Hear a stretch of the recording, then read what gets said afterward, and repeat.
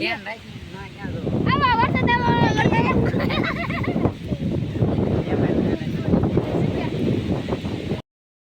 શ્રી રામ, જય મોગલમાં, જય સ્વામિનારાયણ ભગવાન. તો કેમ છો ટુ ફેમિલી?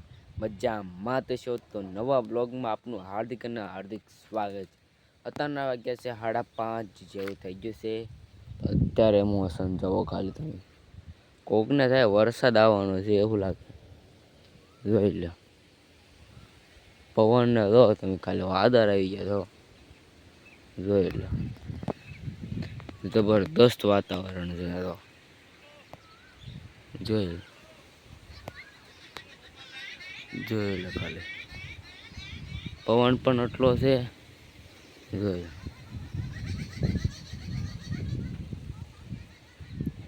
લો અત્યારે કોઈને ત્યાં વરસાદ આવવાનો છે. અત્યારે કાડકા પણ બોલતા હતા, વીજળી પણ સાંજે થતી હતી. આપણે લાઈવ ઉતરતા તારે મને તો લાગતો વરસાદ આવશે પણ ન આવ્યો ભગવાન. તો અત્યારે જો વરસાદ કીધે સાંજે તો ન આવે, આમ વાદળ નથી પણ આમ છે. તો કદાચ ઓલ ત્રાપ જ પાછું વરસાદ પડી લાઇટે વહી ગઈ. લાઇટે વહી ગઈ. કેરી જો તમે પાંદડા જો જોઈ લો ખાલી જબરદસ્ત વાતાવરણ છે. તલ પણ જોઈ લો વરસાદ આવવાનો સાંજે.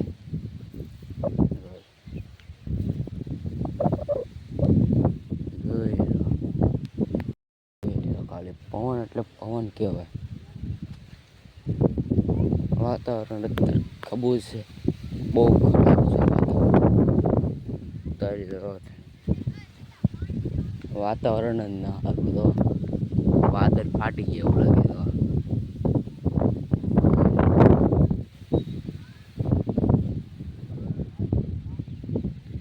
જોઈ લો વરસાદમાં આવે તો સારું. આ બધી કેરી પડી જાય. પવન તો તમારે ના પણ પવન શરૂ હોય છે. પવન અત્યારે વાવાઝોડું ચાલુ થઈ ગયું એવો પવન ચાલુ છે અત્યારે. આપણે મામાને ઘરે હતા ને તારે કાંઈ પવન નહોતો ના. તો યાર એટલી બધી ગરમી લાગે ને, એટલી બધી તમે વાત પૂછો. એટલી બધી ગરમી લાગે બોલો. ના આવ્યા તો ઠંડી જેવું લાગે. સાંજે બહુ ઠંડી લાગે, એટલી બધી ન લાગે. પણ વાતાવરણ એવું છે ને આજનું બગડી ગયું. તલ તો તલને કાંઈ વાંધો ના પણ મોટા ઝાડોનો વાંધો આવે. તલ પણ સુઈ જાય પાછા. આપણે ઘઉં હોઈ જાય એવી રીતે પવન બહુ આવે ને તો પડી જાય. તો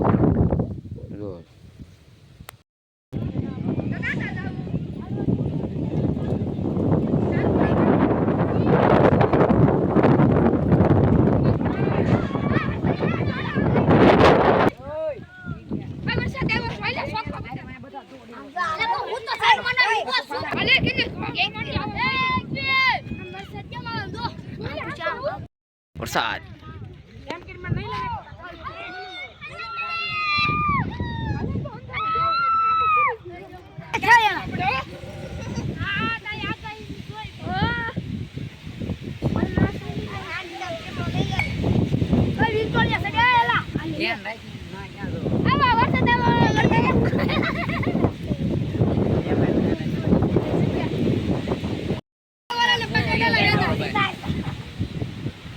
મારા ભાઈ ઉડી બાબા ઉડી જાય.